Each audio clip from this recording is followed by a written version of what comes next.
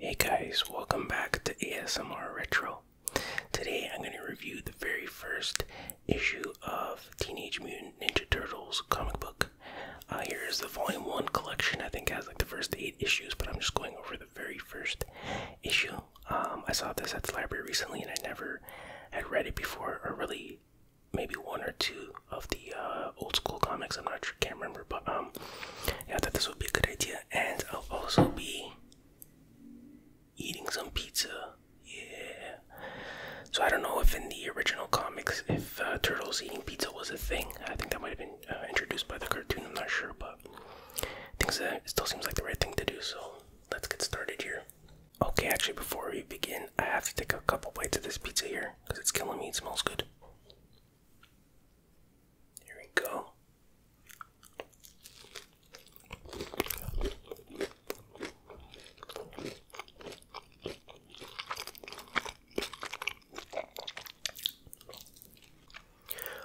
Alright, there's the original cover there, and the rest is in black and white. Oh, by the way, this is not for children. This is a much darker. I mean, the original comic was very dark, very gritty, violent, and all that stuff, so definitely not for kids. So yeah, we start off with Leonardo narrating. He's like, this is explaining their first encounter, I guess, their first test of fighting a real foe. So they encounter this gang. What do they call it? The Purple Dragon Gang. Which at first I thought, was that Shredder? Is that the Foot Clan? Because they're purple, but it's not. But anyways, so he introduces them through narration. All the characters. They have the same names, but of course, while usually they're depicted as having all red bandanas on the covers and stuff. But anyways, he tells them apart by their weapons. So we have Leonardo with a katana blade. Michelangelo with the katana, Donatello with the bow, and Raphael with the size. And then the gang off camera, I guess, they're like, oh, you're dead freaks. Why are they wearing those stupid turtle costumes or whatever? Let me censor this a bit better, and bam, look at that. It's like, we're not wearing costumes. And there's the Teenage Mutant Ninja Turtles, and they're all doing their action pose there. And yeah, so they go on the attack, and one by one they take them out. Like, actually they're basically killing them.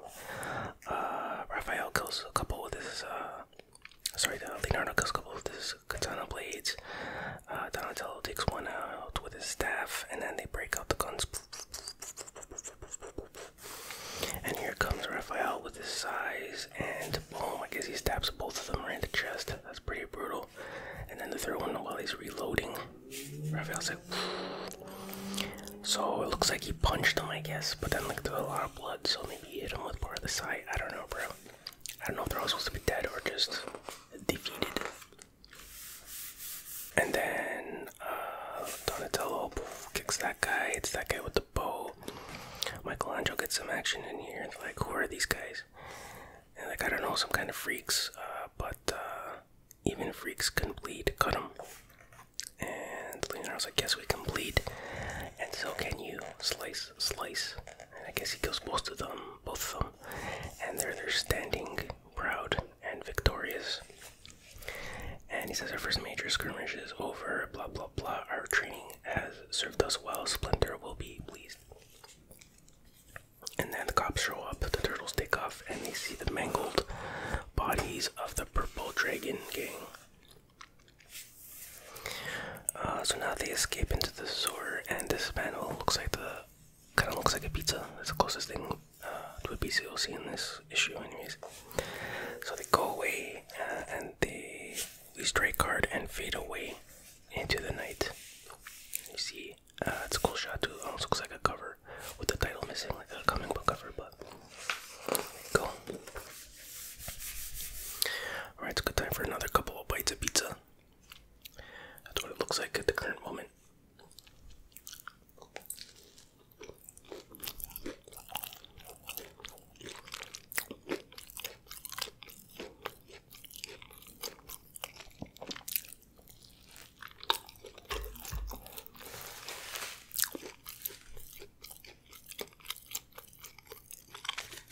Okay, so now they return to their sewer lair, their home, and you see Splinter there, and they told him that they have defeated 15 foes and they fought well. So I said, okay, now it's time for some exposition and for me to explain. What is it? Time for you to be told of the mission for which I have trained you these past 13 years. You will learn how you came to be. So this is similar to, well, the original Turtles movie was, I guess, based on more so on the comic book, but obviously not as dark and gritty. And this is like when he explains, his past. So basically, he was a pet rat for in Japan. He was Hamoto Yoshi's pet, and he was like he was part of the Foot Clan. It was I guess a clan of warriors and assassins, and he was really good. And Splinter would watch him do his martial arts and kind of mimic him, as you can see here.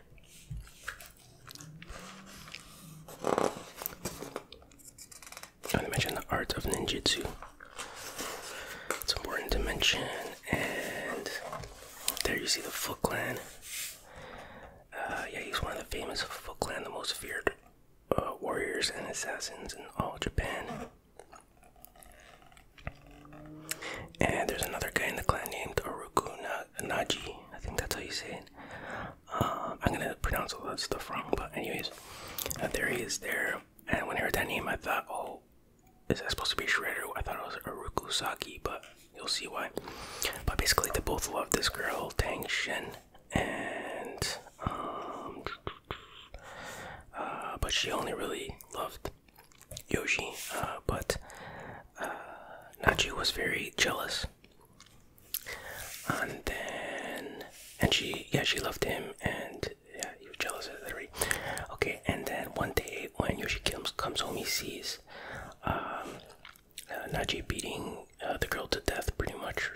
She didn't die, but I think he was trying to, because he actually says, Yoshi dog, if I can't have this wench, then no one will. So he goes into a red haze and Hulk mode and just literally beats him to death. Yoshi beats Naji to death, and they hug. So Yoshi decides to flee to New York with his, I don't know if it's his wife, but Tang Shen, his girlfriend, and he starts a small martial arts school there. So now you see the funeral for Naji in Japan there, and his brother was Rokusaki, which is Shredder. He was 7 years old when it happened. He was very upset, so he starts training hard, and of course he's part of the Foot Clan, and he does very well, and they promote him, and at this point he's 18. And then, so they send him to New York to run the New York branch of the Foot Clan. And Shredder's like, okay, finally, now's my chance to get revenge, because I guess he knows that Yoshi went to New York. So within a year, he made the Foot Clan in New York a force to be reckoned with. They started doing a lot of crime stuff, drug smuggling, arms running, that kind of thing. And then one night, nearly 15 years ago, Saki finally made his move. Okay, so he tracks down Yoshi and his girl to an apartment, and he goes in and kills her. And then when Yoshi comes home, he sees her dead body, and he says, "Good Lord, who are you?" "I am a Rokusaki." He's like, "Oh no," and then slice. So that's the end of Yoshi's story. Get it? And then, yeah, so his master's dead, and Splinter escapes.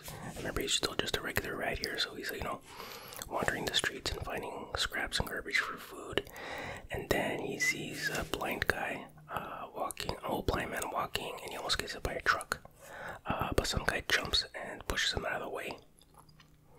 And then some canister falls off the truck and hits him in the head. And they made very sure to mention that it hit the man near his eyes. I thought that was kind of weird. Is that going to come into play in future comics? We'll see. And then the canister bounces, and then there's an open manhole here, and and it hits a kid carrying like a fishbowl type of thing with 4 turtles in it, 4 baby turtles. It shatters, and both the turtles and the canister fall in the sewer. So basically, the canister has this weird glowing ooze in it. The turtles get, all gooped up, and Splinter goes down to save them and puts them in a can or something like that, and wipes as much of the goo off as he can. And then he says he noticed like by the next day they doubled in size, and they started getting bigger and bigger and more intelligent. And he started to double in size, or no, he started to grow as well, but not as much because I guess he wasn't in the goo for as long. And then he was like, they're very smart. And then one day they started to talk. They said Splinter. I love the way they drew this. It's pretty funny. And they all started to talk soon. You can see them talking there, blah blah blah blah blah blah.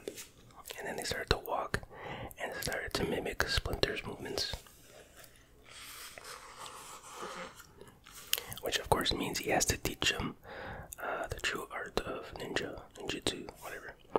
And then he got their names from a Renaissance book, so that's why they have the old artist names: Leonardo, Michelangelo, Donatello, and Raphael. That's like the game select screens when you play the Ninja Turtles games. But and then okay, now I am old, and there is a task I would have you perform. So basically, he wants them to kill Shredder to avenge the death of his master. That's kind of interesting. Like, in the cartoon or whatever, he would probably teach them the problems with revenge or the bad stuff that comes with revenge, and try to convince them not to do that. But anyways, these were darker times, I guess. All right, take another pizza grab here, pizza slice, pizza bite. This one's almost done.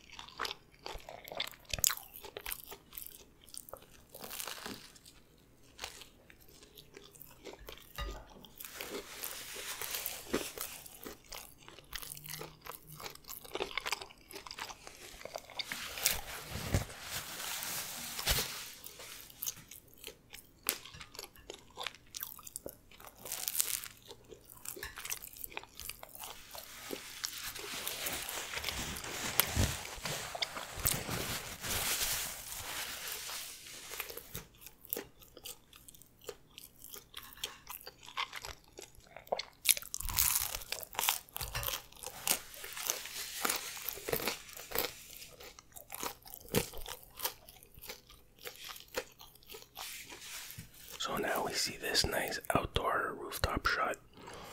It is Raphael, and now he's narrating, and he's talking about how he likes to be outside. He likes the freedom and the open air and stuff like that, whereas his brothers prefer to be cooped up inside the cover of the safety of the sewers, I guess. And so Splinter has sent him on a special mission. He has to, basically, there's a nice shot of him jumping across rooftops and stuff, but he has to send a message to Shredder. So he breaks into his compound, sees a couple of guards there, and a third guard there, and he's like, they've got to go. So he leaps forward. They'll be my calling card. And they're like, intruder.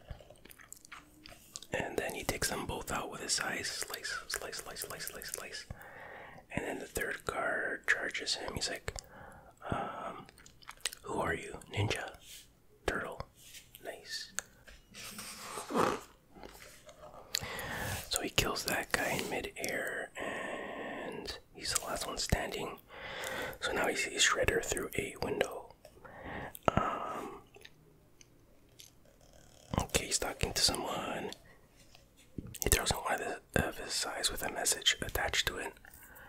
And he's talking to these business dudes inside, and basically he wants to offer them protection, which we know what that means. They have to pay him for protection, basically.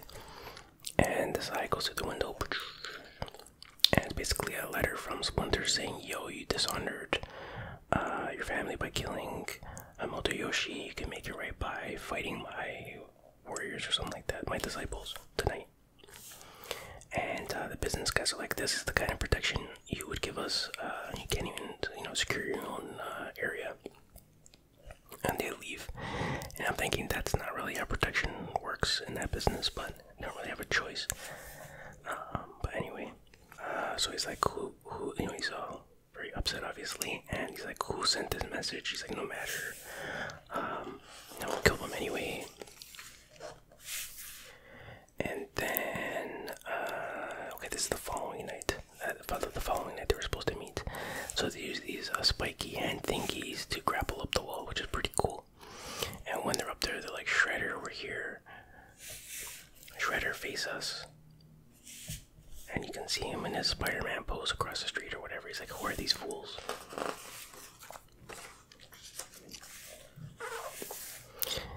He's like, why does my past keep haunting me? I killed him 15 years ago. But he's like, whatever. So, Shredder, do you fear us? It's like, I'm here. Come face your doom. That's a great shot right there, Shredder. I like that a lot. Good job. And he's like, Foot, join me. So he showed up with a little backup. And it's a cool double wide shot of them fighting the Foot Clan. Really cool stuff.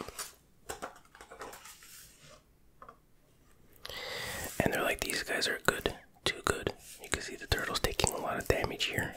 Slice, slice, slice, slice, slice, slice. But they're like, we are better. So they end up just slicing up the last Foot Clan. And these are not robots, by the way. So it's like, Shredder, we won. We beat your ninjas or whatever. And he's basically like, you beat my best men, but they were students. Oh no, first he's like, they left their mark on you. And you can see quite a bit of wounds on the turtles. But they're like just teachers, time to face the master kind of thing. And then there they go. Raphael jumps in and he gets sliced and diced. And let's see. Shredder just tosses Michelangelo aside like he's nothing. And then boom. Leonardo does get a good shot on Shredder. And then he says he's too skilled for us to fight. One-on-one brothers use group tactics and hit him from a distance. So they start throwing the, what are they called, shurikens, I don't know, bro. And some blades and stuff, and they're getting them.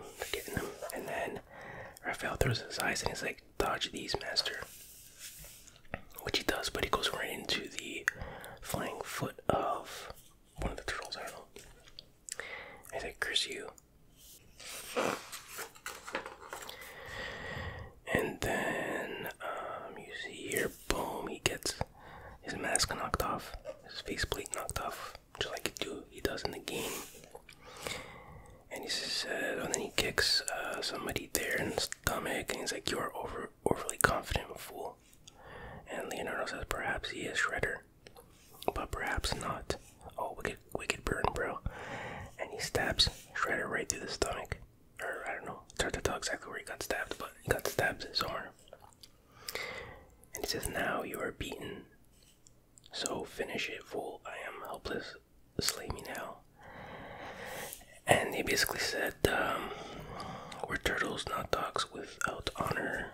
And basically he says, you have one last chance to honor yourself. So he has to commit seppuku, which is basically, you stab yourself. He's like, never. It's like, if I'm gonna end myself, I'm going to take you out with me. So he has a grenade, and he arms it, and he says no, and he throws his bow staff, and boom, gets him in the face, and down he goes off the side of the building, and boom.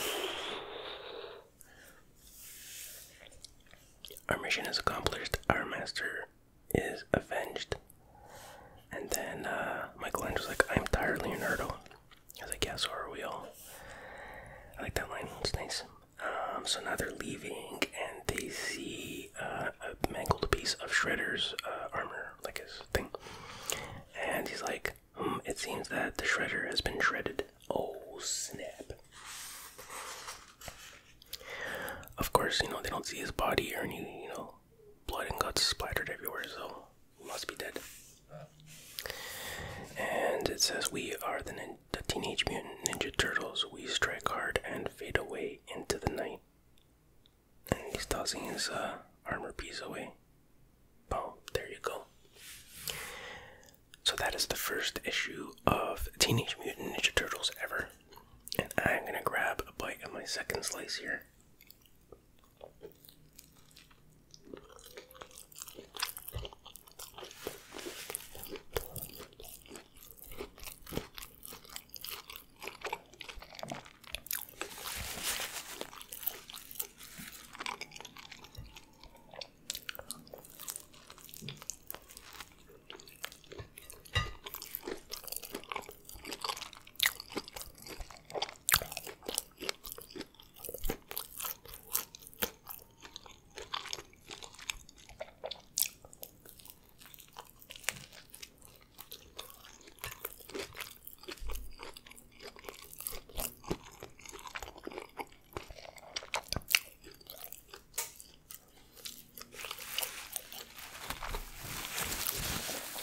So what you guys think of that issue? I thought it was pretty good, shockingly violent.